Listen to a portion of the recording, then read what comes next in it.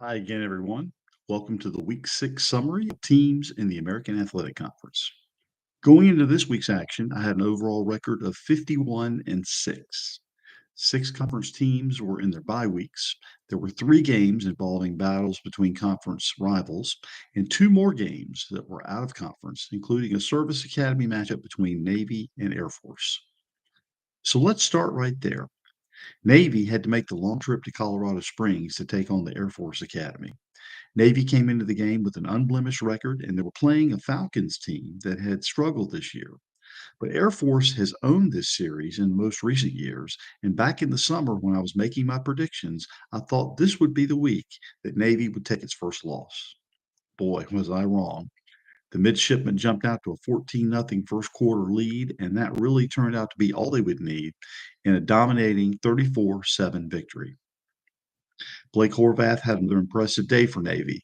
The signal caller threw for 134 yards on 9 of 15 passing, and he was also the leading rusher with 115 yards on 19 carries, scoring two touchdowns. Eli Heidenreich rushed for 100 yards on 6 carries and also caught 5 balls for 101 yards, and Alex Texa tacked on 2 rushing touchdowns. The Navy defense had 2 sacks and 1 interception, while the offense outgained Air Force's offense by nearly 200 yards.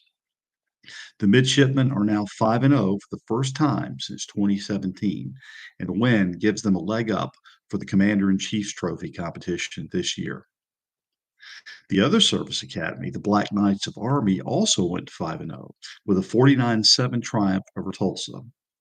Bryson Daly threw 2 touchdown passes and ran for 2 more scores, and Kanye Udo ran for 137 yards and 2 touchdowns on just 6 carries.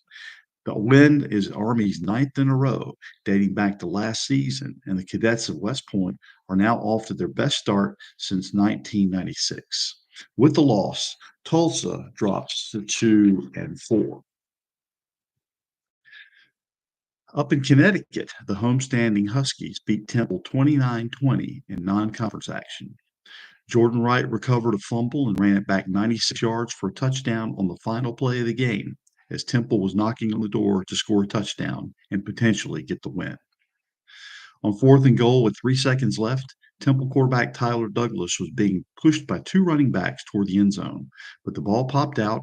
Wright scooped it up and ran the entire length of the field to secure the win. Prior to Temple's last drive, Darrell Robinson's 1-yard touchdown run capped a 70-yard drive, giving UConn 23-20 lead with just 3:46 left. With loss, Temple now falls to 1-5.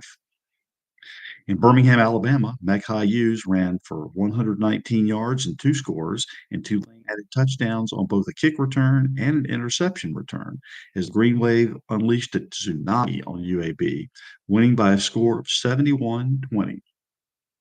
Darian Mensah threw for 134 yards and a touchdown, and Ty Thompson came in and also threw a touchdown pass. Jalen Kitna was 20 of 41 for 239 passing yards and 1 touchdown for the Blazers. Kitna also threw 3 interceptions in a losing effort. UAB falls to 1-4, while Tulane now advances its record to 4-2. In Charlotte, North Carolina, Hassan Wilson ran for 164 yards and 3 touchdowns as the 49ers struck gold against East Carolina, smashing the Pirates 55-24, even both teams' records at 3-3. In the victory, Charlotte scored 6 touchdowns on the ground and amassed 311 yards on 52 carries. Deshaun Purdy had 206 passing yards and also added a rushing touchdown for the 49ers, who also picked up 2 sacks and 2 interceptions, one of which was run back 53 yards for a pick-6 by Stone Handy.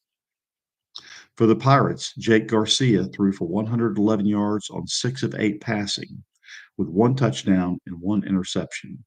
London Montgomery added a rushing touchdown, and Winston Wright Jr. had a 94-yard kickoff return for a touchdown, all in a losing effort.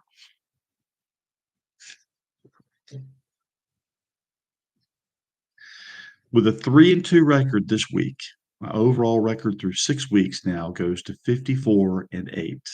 Not too bad. In week 7 action, 6 more teams will be on bye weeks: Charlotte, East Carolina, Navy, Temple, Tulane, and Tulsa. There will only be 4 games in Week 7 involving teams in the AAC. UTSA will take on Rice. Both teams are coming off bye weeks, but I definitely think the UTSA Roadrunners have a stronger team, and I look for them to pick up the win. UAB is hosting an undefeated Army squad. Back in the summer, I called for the Blazers to win this game, so I will stick with that, even though the Black Knights have really been on a roll so far this season. North Texas, playing at home, should have a relatively easy time with Florida Atlantic, and 2-3 South Florida will take down 4-1 Memphis in another key conference showdown. Let me know what you think. Drop me a comment, follow all the action, and I'll see you again next week as we recap Week 7 action right here in the American Athletic Conference.